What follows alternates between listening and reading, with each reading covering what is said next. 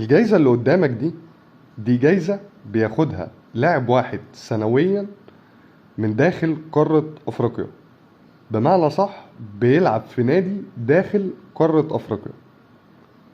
طب مين أفضل فريق في أفريقيا السنة دي؟ بكل تأكيد اللي خد دوري أبطال أفريقيا، وهو نادي بيراميدز. طب مين في نادي بيراميدز يستحق ياخد الجايزة دي؟ هو الراجل اللي ظهر قدامك، فيستون مايلي. الراجل ده يا جماعة عمل كل حاجة في الكرة السنة دي. يعني هداف بطولة دوري أبطال أفريقيا، هو الهداف، سجل في النهائي ونصف النهائي وربع النهائي سجل. هداف نادي بيراميدز هو فيستون مايلي.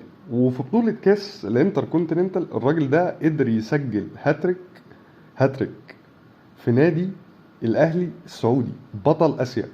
انت متخيل يا معلم ان الراجل ده سجل 3 أهداف في مباراة واحدة قدام بطل آسيا؟